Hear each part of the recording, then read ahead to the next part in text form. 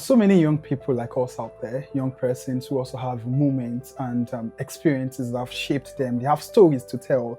They have things that have happened to them that, of course, just like many of us, like me, like you, maybe, have had these things almost break them, experiences that almost shattered them, but that they had something that kept them standing. And we have one very amazing young person right here who is going to be sharing her story as well with us, and of course, what has helped her navigate these experiences. And before we move over to her, I remain your very proud host, Bocologist. Who do we have here? Hi, my name is Ifeoluwa, and I'm a part four student of psychology department, Obafemi Awolowo University, Mhm. amongst many other things. Ife, can you maybe share with us, what it was like growing up as, uh, as the type of person you are, growing up as, you know what I mean? Yeah, I guess. Um, well, I didn't know it back then, right? But looking back at it now, I could say it was a lot because I grew up in a lot of places, and the particular identity, this particular identity being a pastors, no, not even pastors, being an overseer's daughter, like followed me through all Mm, these places. mm, So from my parents' house that I grew up at to my grandma's house where I was to when I was with my dad only because of some, movement and all of that to mhm. boarding house to some see, it was a lot. It was a lot. So you are the daughter of an overseer. Yes, one out of my identities, you could I- say that. I don't think that's the only thing that shapes And me what now. what okay, what does being the daughter of an overseer feels like? I mean, I'm not one. So what does it feel like to be the daughter of an Do you want to know overseer? what it feels like? Yes, I'm curious. Okay. It feels like, hmm, how would I explain it? How to describe it in a figurative way that is not so beautiful and yet Especially not when so it comes to the insulting. expectations. It's a lot. It's like you are living in an already established mode. So you can't really do the things you want to do because they're looking at you that, oh, you're supposed to be so upright, you're supposed to be morally sound, you're supposed to be intelligent, you're supposed to be know the mother and father of who you are. Yes, that's the summary. You're supposed to know who you are. It's like you are representing someone. At every point in time, you must always represent somebody. You cannot act like you want to act. So you cannot even make mistakes that kids your age are Hmm. making because you're expected not Hmm. to make them. Oh, you're going through your law now. You're supposed to be smarter than that. Who are the people who have these expectations of it? Is it Or the your people that are parents not my or the daddy and mommy. the people that It's so easy for them to do. So easy. Once they hear that, oh, mother, hey, this is the son and daughter. They'll give you their own expectations. They might not even be that close to your mom and dad because I feel it's even those that are Hmm. closer to your parents that give you grace. Hmm. But you see those people that are not that close, no, the expectations are to the T. And you have to live up to it except to go to a fire. That's sorry. So thank you. And how do these expectations, how do they appear, how do they show up now when you make decisions today? Do these things kind of affect your decision making subconsciously or something? Yes, they do. Hmm. I'm not even going to lie, they do. In what ways? When I want to make decision, I have to be looking. Will my daddy be okay with this? If my church members see me outside, what would they think? This person can come and call me. And there was even an incident that happened. That's when I knew that okay. Hmm. It's like these people mean business more. So I went to a boarding school. I went to my church boarding school, and there were several things that happened in that boarding school that shaped me to who I am today, both good and bad. When I Mhm. mean both good, I mean like both things that happened for my benefit and both things that I do not want to look back on because of how messy they were. So there was one day in church like this. I ask questions a lot. I think from small, I've always been that person. I want to know the Very why. inquisitive. I want to know why. I want to imagine the process of how it happens. And that's one reason why I hate chemistry, because they don't answer my questions in that course. They That just say, makes okay, this that is how makes this us should. too. Tell me why. Why should this thing turn purple? You just tell me that, oh, it's because you've done titration. Who cares? So back to the issue. I was asking questions in church because I did not understand the institute of the lesson. So during Sunday school class upstairs, I wrote all my questions. And when it was time for the review of the lesson downstairs, as I stood up to ask my questions, before I would even finish my questions, or before I would really get an answer, let's say they've answered my questions and then we're asked to kneel down and pray to wait for devotional service. Mm-hmm. Someone had already called my dad that was in another state. That, oh, we saw your daughter, she's asking questions. Wow. And then now called me after. Ah, if you want to solve me, go okay. Doesn't one time like this. It was like break time. So I went to the church compound to greet somebody that they were vacating.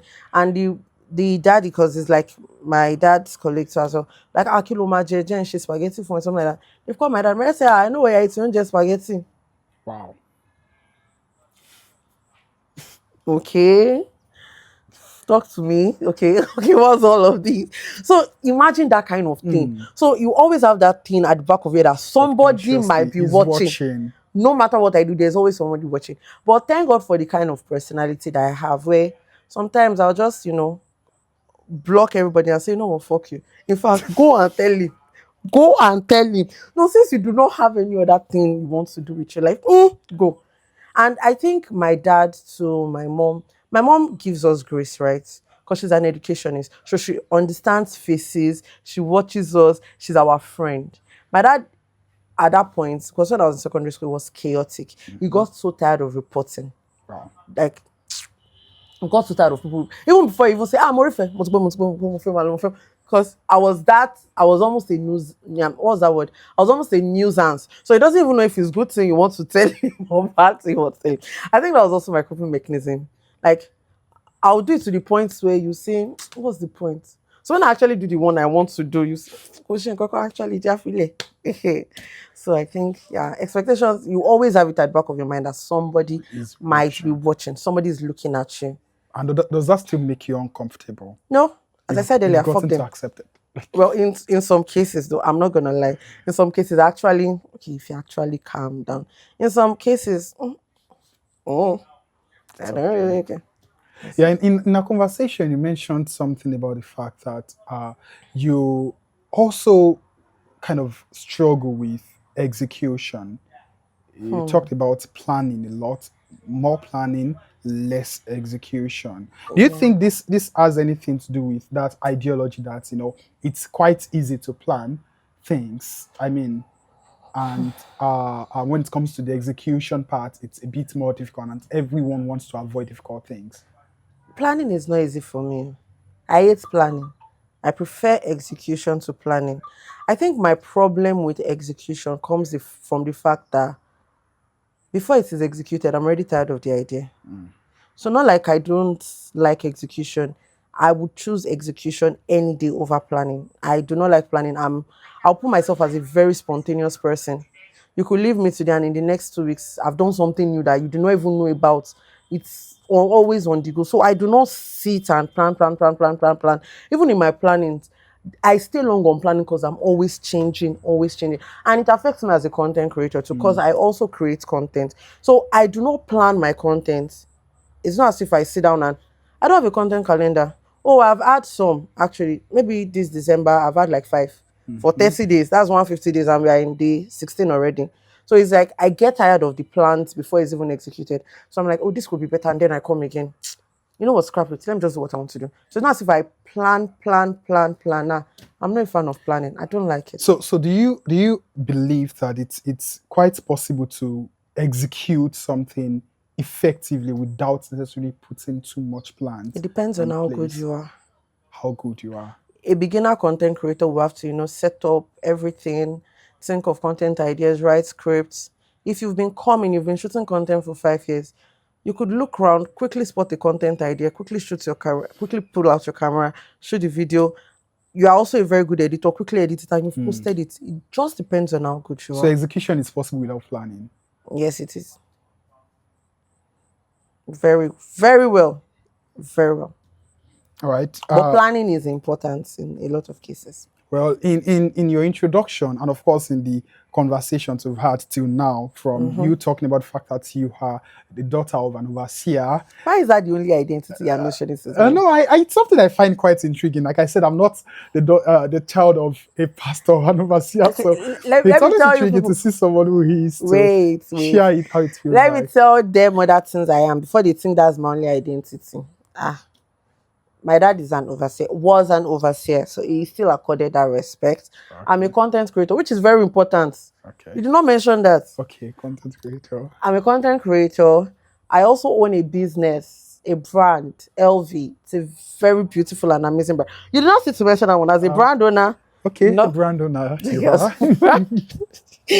I'm also like going into advocacy for Hmm. disabled and the minority groups people, which is also an area of my life I love so well. I'm also into creative directing and a lot of that. It's so much. I'm also a first daughter. That's an identity too. Oh, seriously? Yes. You've been gesticulating a lot. So do you sign? Yes, I sign. Because you talked about, Yes. advocating for the disabled and I stuff. I can sign very fluently. So, American Sign Language. so how exactly do you manage these responsibilities? You are many things altogether. A brand owner, an advocate for the disabled, the daughter of an overseer, a content creator, a student, final year Yes. student. You Yes, I mentioned that, forgot. and many other things. So how do you juggle all these things together? How do you manage responsibilities? Mm, what's that word? It's not bold of you. Beautiful of you to assume I actually balance them. No, they are scattered. I don't balance them. Ah, I don't balance them. If I just prioritize the one that looks like it wants to collapse now. So I'll just quickly shock, absorb that one. I'll quickly undo that one. I'll leave the rest. Sometimes I disappear. I disappear a lot of times. Last week I was even looking at it that I've not been there for my siblings. Like my sisters will call me and they're like, "Hey, Auntie, we need," and I'm like, talk fast. Okay, later. Like I now started thinking that I've not been there for them for these past 2 weeks. I've not been staying with them. I've not really been attending to their needs. Sometimes for my academics, I think like that. So I've not picked my booking. Sometimes for content creator, is when I see message from the owner of the business I'm content creator, and I remember that oh Thorny, I'm actually supposed to post for them today. I also manage your account. So I prioritize the one that is about to collapse. And with planning, as I said, I have a problem with planning. So some people who actually plan their week ahead, maybe one of these days God will help me and I'll learn how to plan my week. But for now, they are not balanced. Everything is balancing precariously.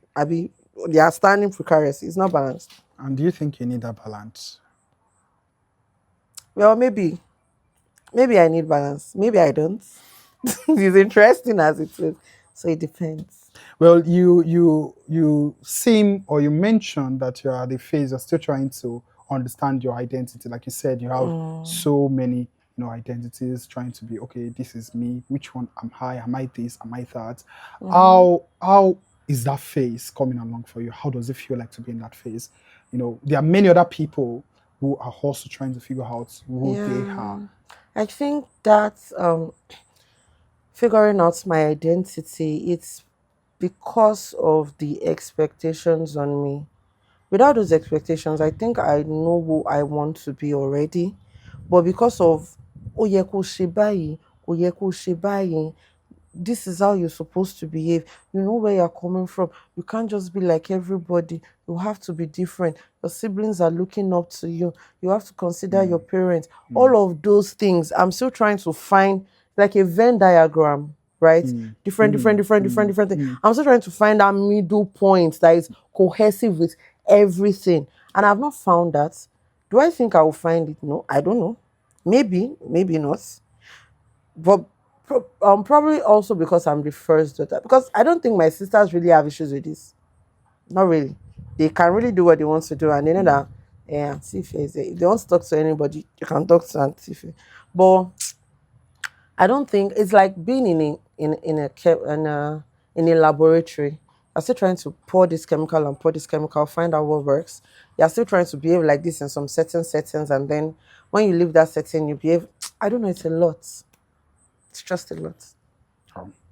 So at this stage too, well, trying to figure out that identity and everything, it's also that stage where, talking about that identity too, you'd also want to find what your identity. Wait, before I would even ask that question, do you believe in God?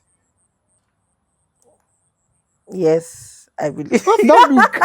And because when we ask you if I believe, yes, I believe in God. Okay, beautiful. I needed to ask first before I would Olodumare ask my God, ba question. capital letter G God. If it's that one, yes. Yes, Eh-heh. you believe in God. Yes. So that identity, trying to figure out your identity, Hmm. what does it feel like to, um, um, you know, Being a Christian, yes, like that identity, I think the thing about identity being a Christian is that God gives you grace. to God gives you grace.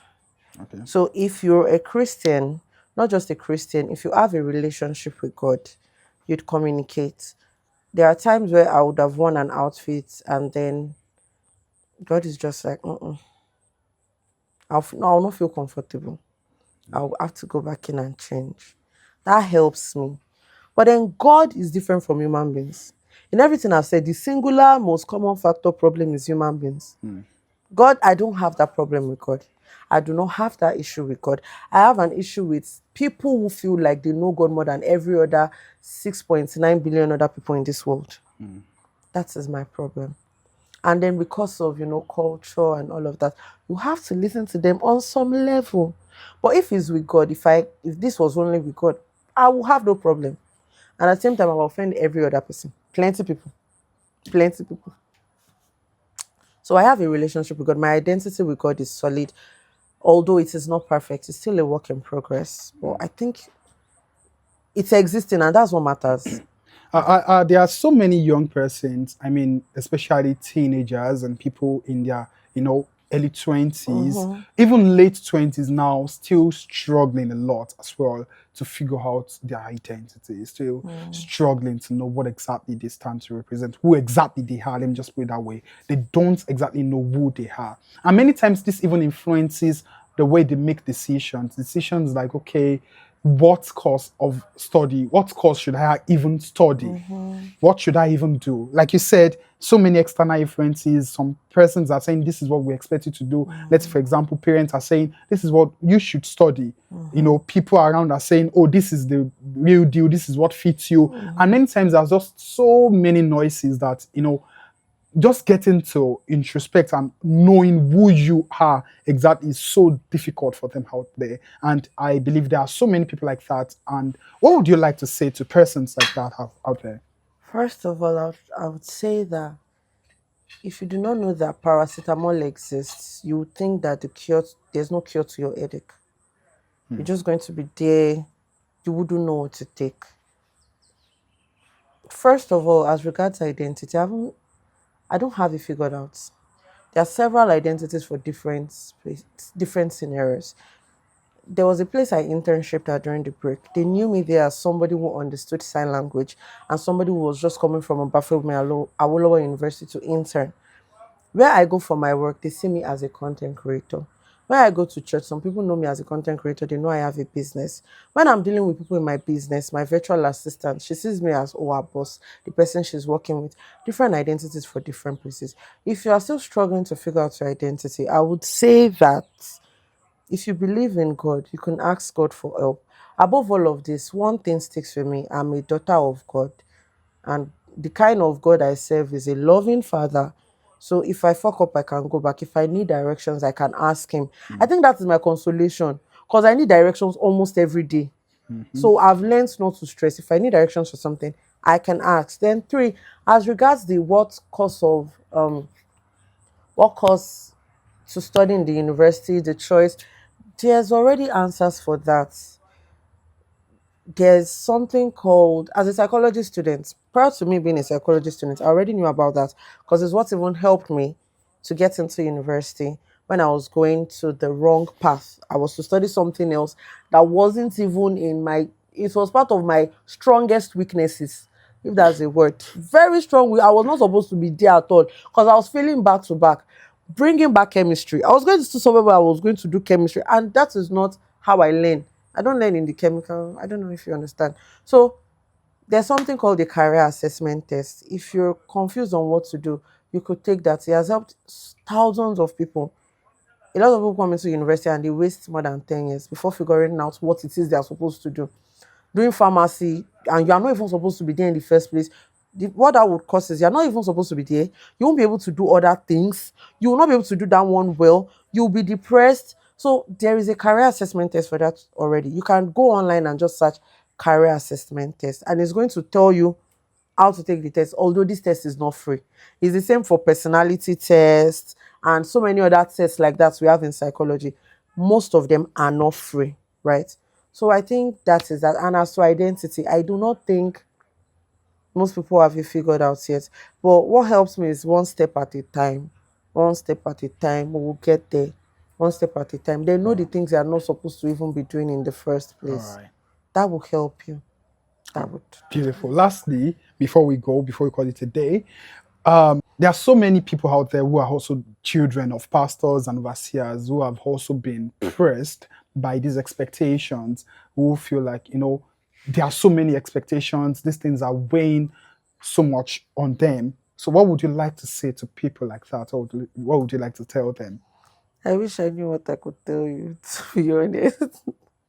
If I could tell you that, maybe I'll be better. Maybe I'll not be in this stage. Although I'm better than I was before, though. But I don't know what to say. Oh, to be very honest, I'm not gonna lie.